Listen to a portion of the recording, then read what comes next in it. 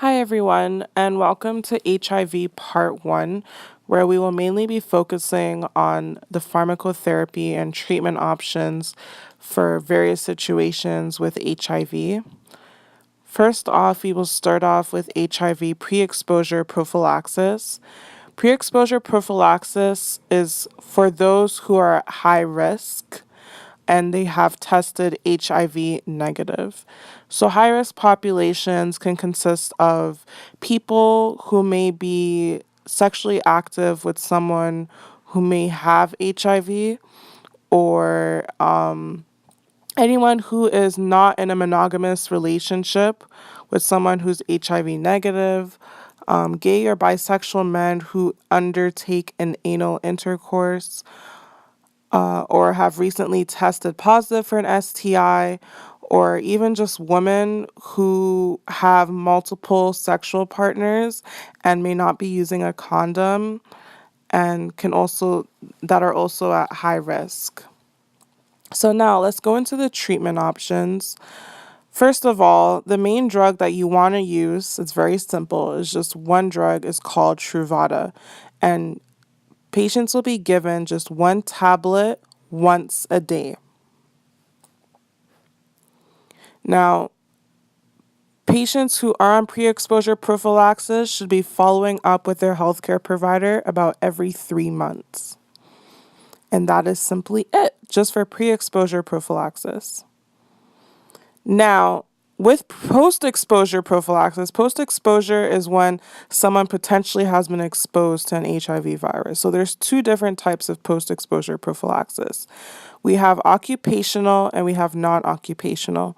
Occupational is where, for instance, your healthcare provider who may have potentially been exposed to HIV, whether it was through percutaneous needle. And then you have non-occupational, which is people who have been exposed to HIV but not in a healthcare setting, usually outside of work. So now we will get into the treatment options and what are the preferred treatments under each circumstance. So for occupational, usually the preferred treatment is Waltegravir. Waltegravir is an integrase inhibitor, and usually that combined with Truvada.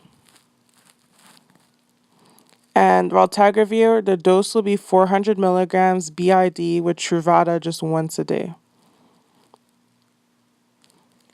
Then, for non-occupational post-exposure prophylaxis, it's actually the exact same thing. So it's Raltegravir with Truvada, but there's a bit more options that you can have with non-occupational versus occupational. And we will get into that later. Now, with occupational, there are some alternatives that you can consider if you cannot use Raltegravir with Truvada, and usually it's going to be one anti-retroviral agent with an NRTI agent. So, for instance, Truvada, remember, consists of tenofovir with M-tricytidine, which are two NRTI agents. So those would be considered alternatives for occupational. Now, before we move any further, I believe it's really important that we go over some important abbreviations, as the abbreviations are really important to know, especially for the brand names and also for the treatment options that we will be considering. So the first drug I listed at the top is called Combivir. That is ziduvudine with lamivudine. Trisavir is the exact same thing as Combivir, but it adds abacavir within it. Then we have Epsicomb, which is abacavir with lamivudine. And then we have Truvada. As mentioned before, Truvada is tenofovir with M-tricytidine. Then we have Descovy, which is actually a new drug, which is almost the exact same thing as Truvada. The only thing is, instead of tenofovir, it has a drug called TAF, which is actually a prodrug of tenofovir, so they're both pretty much similar. Then, when it comes to the anti-retroviral regimens, we have Atripla. Atripla is actually efavirenz with tenofovir and M-tricytidine. So think of Truvada with efavirenz. Then we have a drug called Stribild. This one's a lot of different combinations together. It consists of an integrase inhibitor called elvitegravir and also combisistat, tenofovir, and M-tricytidine. Then they have a newer version, as you can see. It's pretty much the same thing, but contains TAF, which is, again, the prodrug of tenofovir. Then we have Complera, which consists of rilpivirine with tenofovir and M-tricytidine. We also have a new version of that as well, where instead of tenofovir, it is TAF again. Then we have a drug called Triumec, which consists of dolutegravir and abacavir with lamivudine. Now, back to the post-exposure prophylaxis. As I mentioned, there's also some other alternatives you can use for non-occupational apart from the raltegravir with Truvada.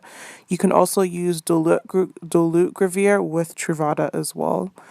And one thing to keep in mind is that M-tricytidine can actually be interchanged a lot with lamivudine. Now we'll be talking about anti-retroviral naive patients. Now, for their treatment, you must always consider 2 NRTIs, so 2 drugs in the NRTI class, with one of them either being an integrase inhibitor, an NNRTI protease inhibitor with combisistat or ritonavir. So what is recommended, again, within the integrase combinations, we're looking at drugs like dolutegravir, raltegravir, or Stribild. So dolutegravir would usually be with Epsicom, but because Epsicom has abacavir, you need to be careful of those with HLA-B sensitivity. Or you can consider dolutegravir with Truvada or the new version Descovy. Then we have raltegravir, which you can consider with Truvada or Descovy. Or you can do Stribild with a combination of tenofovir or TAF. Now, with the protease combinations, the recommended is darunavir with ritonavir, or you can combine with Truvada or Descovy. As an alternative, usually we consider the NNRTIs as second line. So drugs like efavirenz or rilpivirine, you can combine with Truvada or another version of Truvada, Descovy. Now, one thing to keep in mind with the rilpivirine is that a patient must have HIV RNA copies less than 100,000 and CD4 cells greater than 200.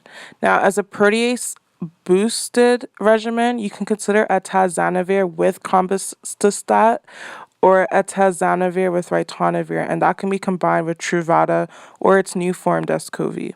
Then you also have an option of darunavir, again with the different kind of boosted regimens, and you can combine that with Epsicom, again keeping in mind that HLA-B sensitivity, or you can combine with Truvada, but that can only be if it's darunavir with combisistat.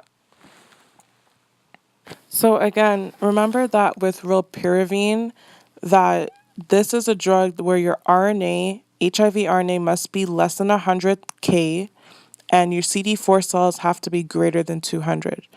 Now, there's a set of drugs where HLA-B must test negative, and also your RNA cells must be less than 100K.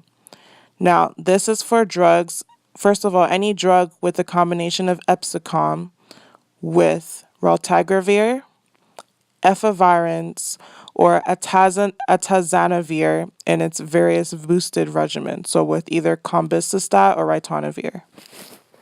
Another drug like rilpivirine is darunavir with ritonavir plus raltegravir. This drug, your HIV RNA has to be less than 100K and your CD4 cells have to be greater than 200. Now, these combinations I have at the top, darunavir and lopinavir, these are drugs you can consider if tenofovir, TAF, or abacavir cannot be used.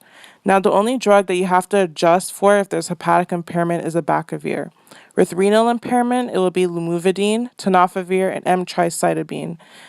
Now, keep in mind that tenofovir is actually a first-line treatment for Hep B. So if someone has hepatitis B and HIV, this is a great drug to use.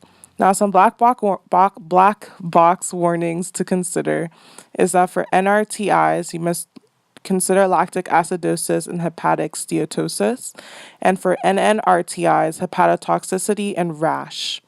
Now, some characteristics to mainly focus on is if your CD4 count is less than 200, definitely do not want to consider rilpivirine, as mentioned before, and the darunavir combination with valtigravir. Now, if your RNA is greater than 100K copies, definitely never use rilpivirine, the darunavir combination with valtigravir, or the epsicomp with either efavirenz or tazanavir. For CKD and osteoporosis, you must just avoid tenofovir, period. One drug that you can take on an empty stomach, and it's probably the only drug, would be efavirenz. When it comes to cardiac illness, you want to avoid drugs like abacavir and lopinavir with ritonavir. Now, when it comes to drugs, like when patients who have any psychiatric illness, definitely want to avoid efavirenz, and you also want to avoid rilpivirine.